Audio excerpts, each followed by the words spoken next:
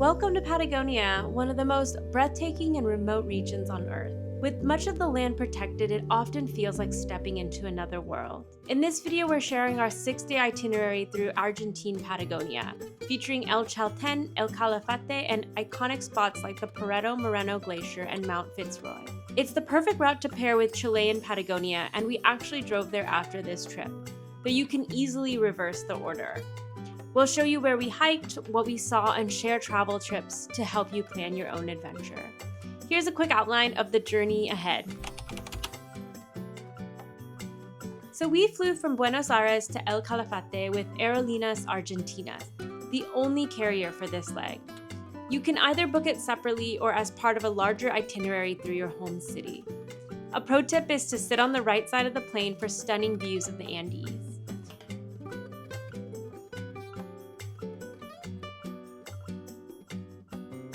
As we descended, we were greeted by turquoise lakes, wind-swept steppes, and distant snow-capped peaks. It's a 3.5-hour journey from Buenos Aires, but it goes by so fast.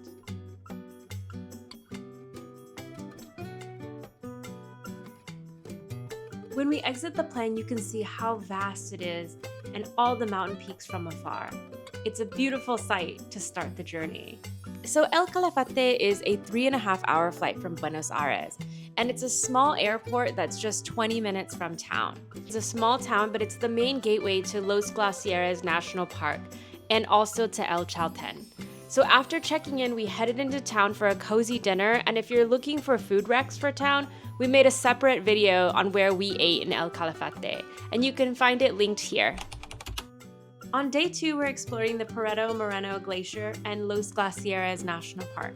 It's one of the world's few advancing glaciers still. It's a scenic 90-minute drive from El Calafate, but make sure not to rush because you'll want to stop for plenty of photos along the way.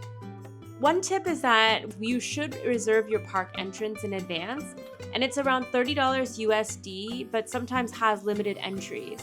You can explore the glacier on foot by yourself, which is going to be free after the entrance fee, by boat or by kayak, or even trekking across the glacier, which is what we did. We chose the mini trekking tour with Hielo y Aventura, and we 100% recommend it. Back then, it only cost about $250 USD when we went in November 2023, but prices have since gone up a little bit.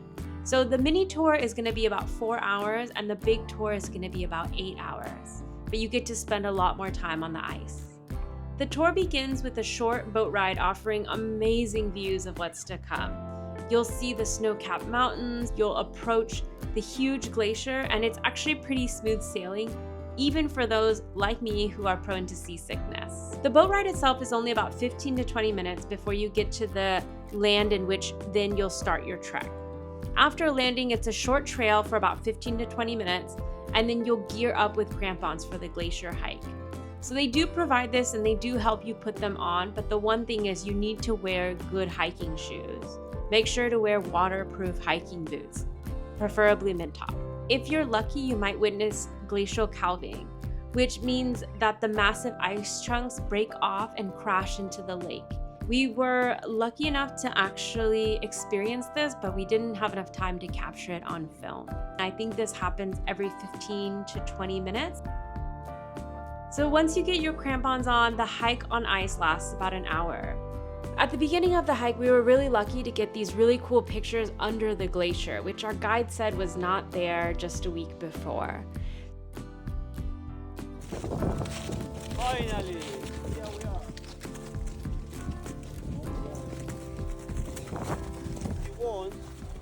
So the hike itself is not strenuous, but you do have to be careful because even with the crampons, if you are not careful, you may slip. So our guide actually recommended for us not to be filming for most of the walk just because you can slip easily. So there are designated breaks that you can take pictures and record at. Don't drop your phone.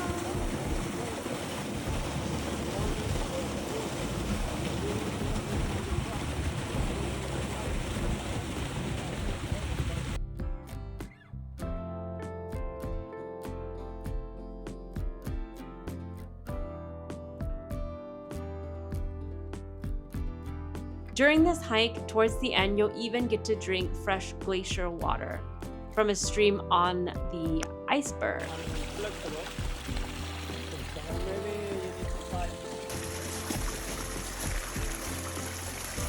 At the end of the ice trek, they even serve whiskey with glacial ice. So this was really cool to end the whole experience.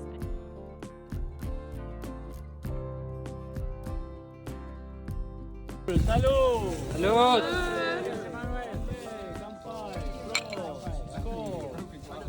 And then we were off back to the boat to try to catch the boardwalk.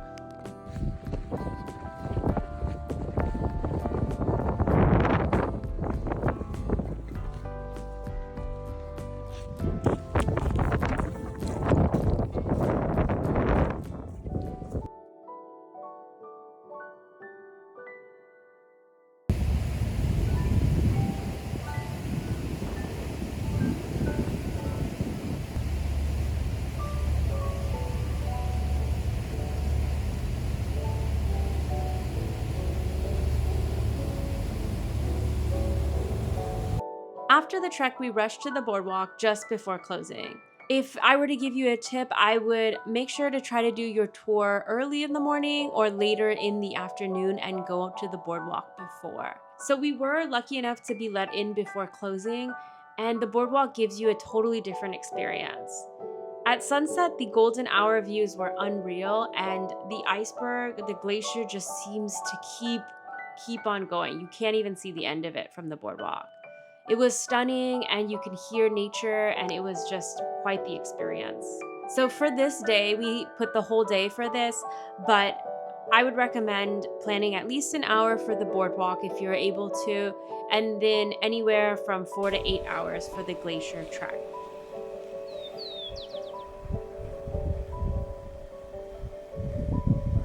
At the end, because everybody was gone, basically, there was a little red fox that we spotted trying to scavenge for food left behind by tourists. So even though they are cute while they're chomping down, make sure not to feed them because this makes them more prone to not being able to survive on their own in the wild.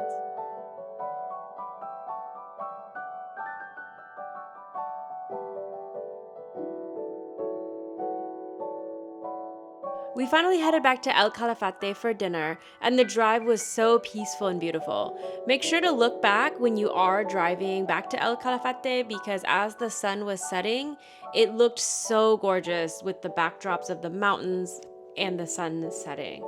We had dinner at Kaleshen if you wanted to see our food video and prepared the next day for another long drive. On day 3, we were headed to El Chaltén, which is known as the hiking capital of Patagonia, Argentina. We first had coffee at the Miles Coffee House, and this was really good for your solid espresso and latte drinks.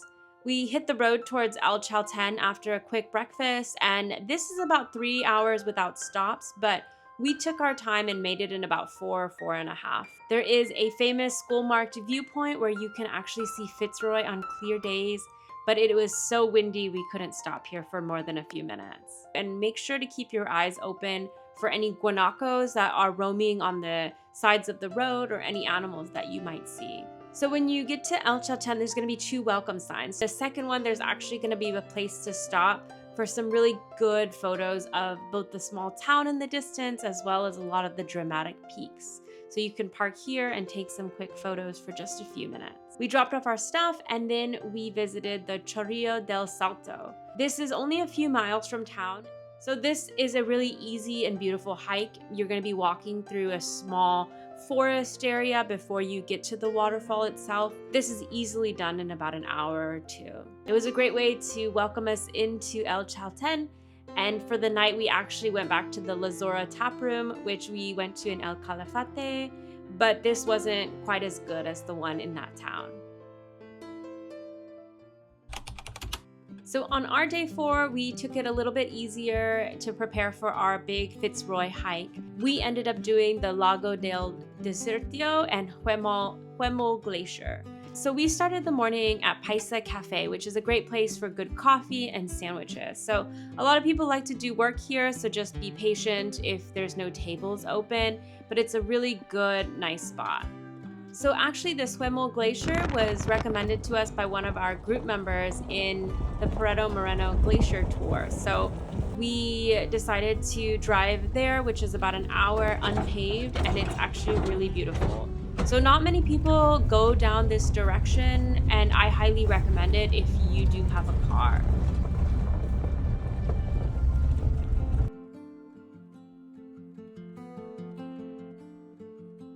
So along the way, we did a number of stops. So we did a few road stops to take photos on the gravel road. We stopped at the River of Turns, which is a spot, if you're lucky, that has insane reflections of Fitz Roy on the river. And then we found a small roadside waterfall, the Cascada Rio del Bosque. So this is actually just, everything was stunning about this day, and I still remember it so vividly.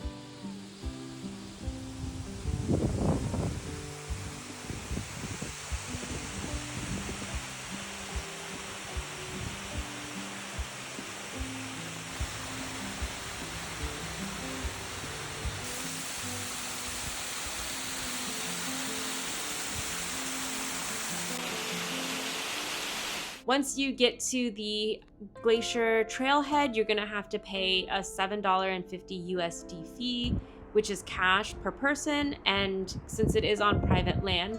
And the hike up is about an hour trail. We didn't get any videos of the hike up itself, but it is a steady incline up, and you're gonna be traversing sometimes some rocks, and I would rate it as like maybe a moderate tier hike. The view is this pristine lake and this glacier that you can still see in the distance, even though it is receding, and it was unreal. I think when we went, there were only about 3 to 4 people that we saw the whole time we were there, and so we basically had this place all to ourselves. There's actually a little ridge you can go up even further than we did, and that'll actually take you down to a more remote spot, but we decided not to do this in case we ran out of time. So just one thing to keep in mind is that none of this, if you are traversing a lot of these steep areas, is that none of it's protected. So you want to be extra cautious and always work with a little bit more reservations than boldness, unless you are very experienced. We spent about an hour or 2 up here, which was a lot longer than we expected, but it was just so peaceful. So unlike Fitz Roy, which will be very crowded, guaranteed, this is just a one-of-a-kind, to-yourself place. On the way down, we even got lucky and we spotted some woodpeckers on the way. So it was later in the afternoon, and we were told that this was a rare sighting because they're quite elusive birds. We heard them before we saw them, and this is the male with the red head.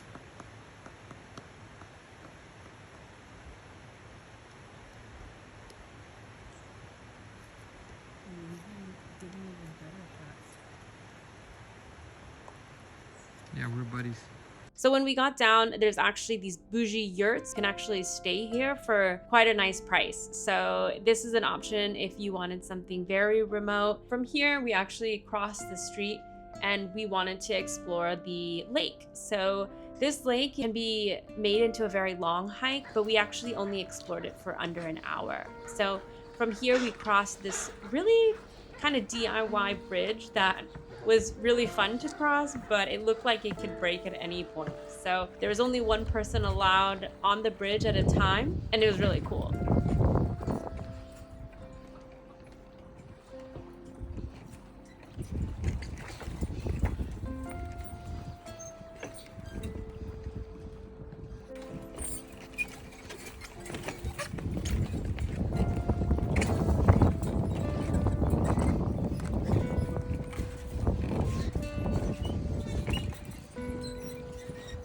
Once you cross the bridge, it's about 10 minutes or less to get to the very start of the lake. Once we got to the lake, we only stood around for maybe about 20-30 minutes because we were short on time. But like I said, you can make this into a really long adventure. There is also other activities you can do here, such as fishing, kayaking, and it's very beautiful. So you can see all the mountain ridges in the distance, and it's just incredible.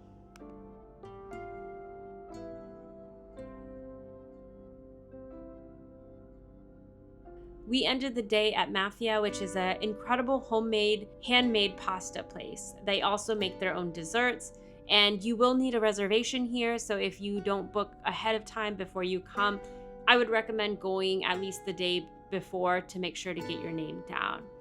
This place had an incredible sunset and caught us off guard because the sky was an insane amount of purple, blue. It was just the perfect way to end the night and also get us ready for our big Fitz Roy hike. Service was a bit slow here, so make sure to just be patient and keep that in mind. There was only one server, I think, for the whole restaurant. So the next day was our big day and the reason we came to Patagonia. So it's the famous Laguna de los Tres Trail, and it's the most iconic hike in the region. So we recommend actually coming early. I would start before 8 or 9 a.m. to make sure to get a parking spot and to beat the crowds. So this hike is 13 miles round trip, or 21 kilometers. So the first hour is a steady climb through the forest, and although it's not challenging, it does go on for quite some time. So on our way up, there is two ways. There's a loop that you can do. So you can go through the Laguna Capri route, which is what we did on the way up, and then take the alternate trail down, which takes you more on the outside of the mountain. So the Laguna Capri is about 4 kilometers into the hike. It's a great rest spot. It gives you a really beautiful view of the Fitz Roy, and also this is a place where you can camp for free. So I would make sure to prepare for this hike by bringing a lot of snacks. So they do have a small grocery store in town, which you can buy bananas, sandwiches, sandwich supplies, wine, and other things. But I would make sure to bring your own protein bars from home, your home country, if you have a preference for that kind of snack. So after Laguna Capri, for a few miles, the majority of the hike is very flat. So this is just on open field in between the mountains before you start the really hard incline. So just make sure in this area that you're adequately hydrated because you will be exposed to the sun. This is where a hat and sunglasses and plenty of sunblock comes in handy.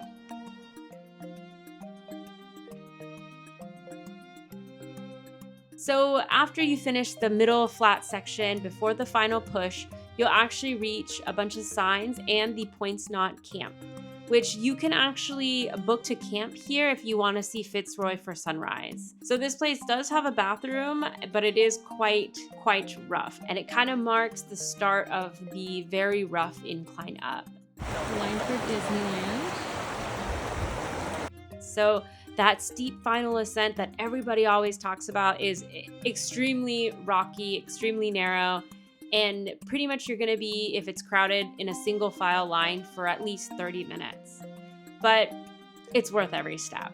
For us, I would recommend bringing poles, because poles helped a lot on both the incline up when people were going pretty slow up, since it had to be a single file line, as well as especially on the way down. I was recovering from injury during this time, so it was a lifesaver. So I had black diamond poles, but Hector had some ones we found on Amazon, and that's linked in the description below, which I think was about $25 and worked very well for the trip. Once we got to the top, it's incredible. You'll never see something quite like this, and it was worth every single amount of effort. At the top, I even changed into a dress, which we started this fun tradition on this trip for summit photos.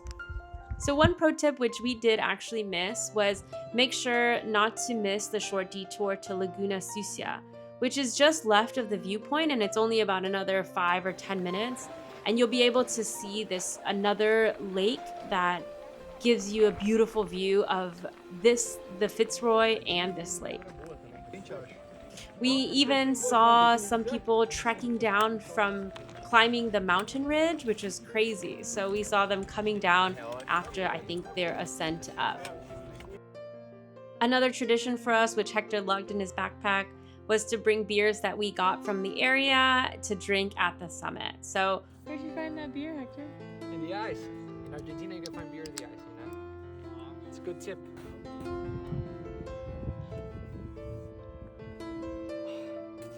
Tastes great.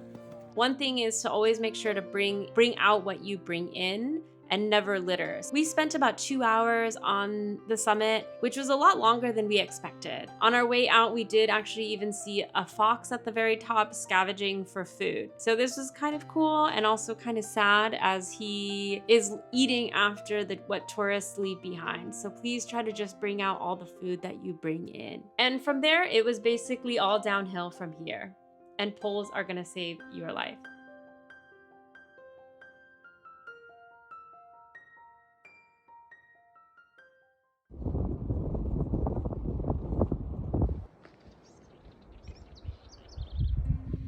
On our way down, we went to the outside ridge of the mountain, which gives you really cool views that are different from the Laguna Capri. So I would recommend on your way up, head towards the Laguna Capri area, and then on the way down, head towards the outer part of the ridge. So the whole hike took us about 10 hours. If you're faster, you can definitely finish sooner if you take less breaks at the summit. I was recovering from a knee and back injury, so we took it quite slow. Back in town, we celebrated at a really good, cozy dinner spot, which we do recommend. The next day and our final day, we were headed into Chile. So this was our exit day, and for you, you can either return to El Calafate or, like us, continue on to Chile, the Chilean side of Patagonia. So we actually ran into somebody that was hitchhiking, and we actually took him to El Calafate. So this day actually took us a lot longer than we had expected. But in the beginning, we had lunch at Patagonicus, which is great pizza and beer. And then they also do half and half pizzas before we hit the road. So we took Route 40 on our way into Chile, but after stopping by El Calafate. But the faster way, which Google recommends, is Route 7. So in Chile, our Patagonia dreams continued. So subscribe to catch that video, or it may already be linked here once I'm done with it.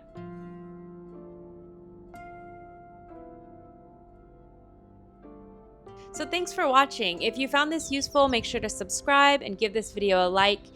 And again, check out the food guide for El Calafate linked here, and stick around for our next episode on Chilean Patagonia. Safe travels, and see you in the next one. Take care.